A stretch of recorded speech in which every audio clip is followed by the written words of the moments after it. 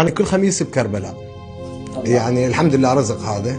يوم من الايام صار عندي شغل الصبح، فصار عندي شغل الصبح، فرحت يعني كان مو هواي زوار موجودين.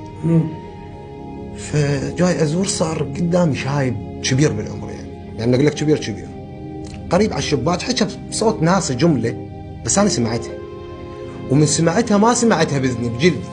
الله. قال له ابو علي لا تهدني. انا صفنت هذا الرجال بهذا العمر وبعده يطلب من الامام الحسين انه ما يعوفه. قلت احنا وين نروح؟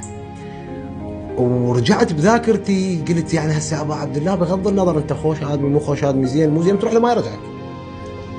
فقلت احنا مقصرين هواي ويا حسين، رغم هذا بوجهنا الباب ما سده، حنين وما يشيل بقلبه على الخدام، واللي يوصل له نادم يستحي يرده. اي والله.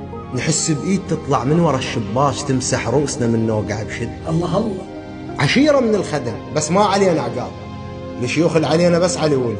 جميل. وعلي ملوحه بسفينه اشتشلع مكلبين، لا هو اللي يهدنا ولا احنا نهد. اي والله. وعلي ملوحه بسفينه اشتشلع مكلبين، لا هو اللي يهدنا ولا احنا نهده. عشنا بخدمته عيشه حطب حراس، هيك هدومنا على الطول مسوده، وفطره صغارنا من تسمع اسمه تشيل يديها وتلطم على الصدر متعوده.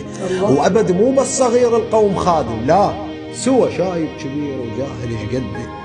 ما نستاهل وبضلاله غرقانين، لو نستاهل شي ينطينا وش عنده. علمنا الحسين الزلم وقفه تموت، شلون الزلمه يثبت لو بقى لوحده. وما علمنا بدع الناس نتعدى، بظافرنا نجرب السيف لنحده. الله. اخذوها نصيحه من المقصر حيل، هذا الزلمه ما ينضام ولي قصده، ولا منصبي كبرك لا اسم لا جاه، ماكو حسين عندك شمال. اي والله.